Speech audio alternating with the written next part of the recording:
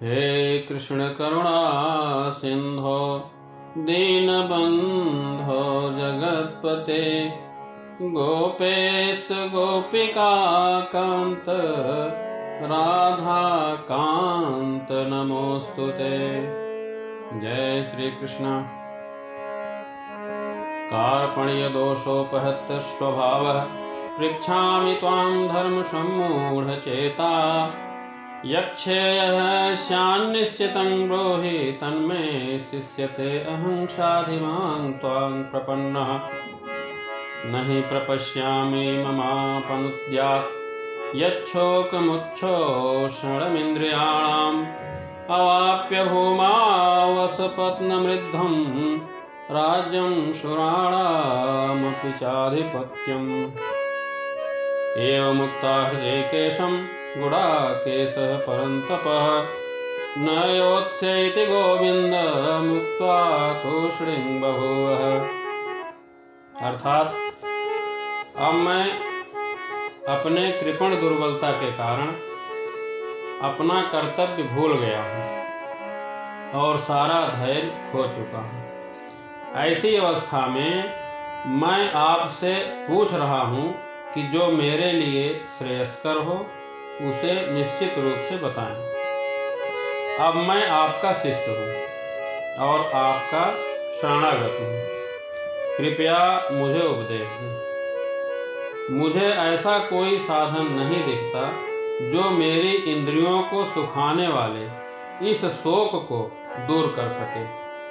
स्वर्ग पर देवताओं के आधिपत्य की तरह इस धन धान्य संपन्न सारी पृथ्वी पर निष्कंटक राज्य प्राप्त करके भी मैं इस शोक को दूर नहीं कर सकूंगा।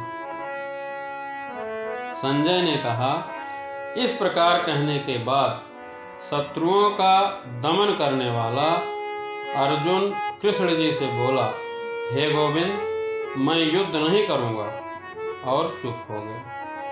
अब देखिए, ये प्रकृति का नियम है कि भौतिक कार्यकलाप की प्रणाली ही हर एक के लिए चिंता का कारण है। यही चिंता का कारण है, पग पग पर उलझन मिलती है। अतः प्रामाणिक गुरु के पास जाना आवश्यक है, जो जीवन के उद्देश्य को पूरा करने के लिए उचित रास्ता बताएं। गुरु ही हमें अच्छा रास्ता बता सकते हैं। समस्त ग्रंथ हमें यह उपदेश देते हैं कि जीवन की अनचाही उलझनों से मुक्त होने के लिए प्रामाणिक गुरु के पास जाना चाहिए।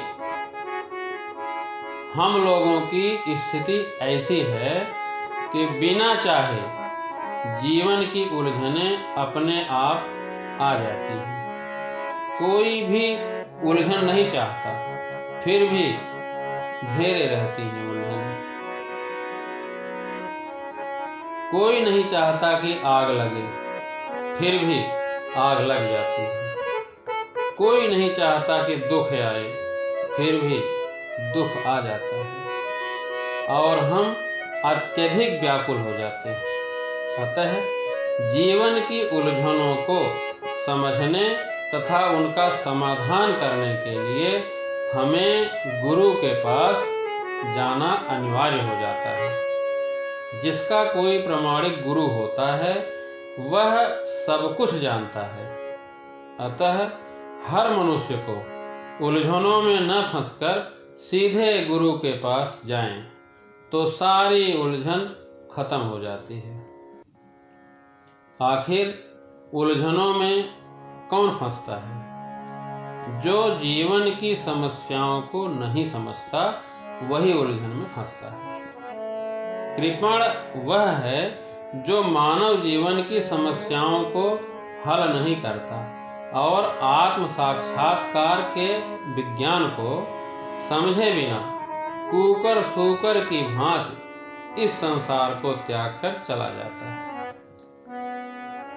जानवरों की तरह जीव के लिए यह मनुष्य जीवन अत्यंत मूल्यवान निधि है, जिसका उपयोग वह अपने जीवन की समस्याओं को हल करने में कर सकता है। अतः जो इस अवसर का लाभ नहीं उठाता वही कृपण है। ब्राह्मण इसके विपरीत होता है, जो इस शरीर का उपयोग जीवन की समस्त समस्याओं को हल करने में करता है। देहात्म बुद्धिवश कृपण या कंजूस लोग अपना सारा समय परिवार, समाज, देश आदि के अत्यधिक प्रेम में गंवा देते हैं। मनुष्य प्रायः अपने पारिवारिक जीवन जैसे पत्नी, बच्चों तथा परिजनों में आसक्त रहता है। कृपण यह सोचता है कि वह अपने परिवार को मृत्यु से बचा लेगा। ऐसी आसक्ति पशुओं में भी पाई जाती है, क्योंकि वे भी बच्चों की देखभाल करते हैं। अर्जुन समझ गया था कि पारिवारिक सदस्यों के प्रति उसका प्रेम तथा मृत्यु से उनकी रक्षा करने की उसकी इच्छा ही उसके उलझनों का कारण है। यद्यपि वह समझ रहा था कि युद्ध करने का कर्तव्य उसकी प्रतीक्षा कर रहा है, किंतु दुर्बलता के कारण वह अपना कर्तव्य निभा नहीं रहा था। अतः वह परम गुरु भगवान कृष्ण से कोई निश्चित हल निकालने का अनुरोध कर रहा था। वह भगवान का शिष्यत्व ग्रहण करता है। गुरु तथा शिष्य की बातें गंभीर होती हैं, और अब अर्जुन अपने मान्य गुरु के समक्ष गंभीरता पूर्वक बातें करना चाहता है। इसीलिए कृष्ण भगवद गीता ज्ञान के आदि गुरु हैं और अर्जुन गीता समझने वाला प्रथम शिष्य है। यद्यपि अर्जुन धर्म तथा सदाचार के नियमों पर आधारित अनेक तर्क प्रस्तुत करता है, किंतु ऐसा प्रतीत होता है कि वह अपने गुरु भगवान श्री कृष्ण के सहायता के बिना अपनी असली समस्या को हल नहीं कर पा रहा है। वह समझ गया था कि उसका ज्ञान उसकी समस्याओं को दूर करने में व्यर्थ है, जो उसके सारे अस्तित्व को सुखाए दे रही थी। शैक्षिक ज्ञान, विद्वता और उच्च पद, ये सब जीवन की समस्याओं का हल करने में व्यर्थ है। यदि कोई इसमें सहायता कर सकता है तो वह है एकमात्र गुरु। विद्वान ब्राह्मण भले ही वह संपूर्ण ज्ञान में पारंगत क्यों ना हो, यदि वह वैष्णव नहीं है तो गुरु बनने का पात्र नहीं है। संसार की समस्या जन्म, जरा, व्याधि तथा मृत्यु की निवृत्ति धन, संचय तथा आर्थिक विकास से संभव नहीं है। गीता में लिखा है, क्षीणे पुण्ये मर्त्यलोकं विशन्ति, अर्थात जब पुण्य कर्मों के फल समाप्त हो जाते हैं तो मनुष्य सुख के शिखर से जीवन के निम्नतम स्तर पर गिर जाता है। इसी तरह विश्व के अनेक लोगों का पतन हुआ है। ऐसा अधः पतन शोक का कारण बनता है। अतः यदि हम सदा के लिए शोक का निवारण चाहते हैं तो श्री भगवान का शरण ग्रहण करना पड़ेगा।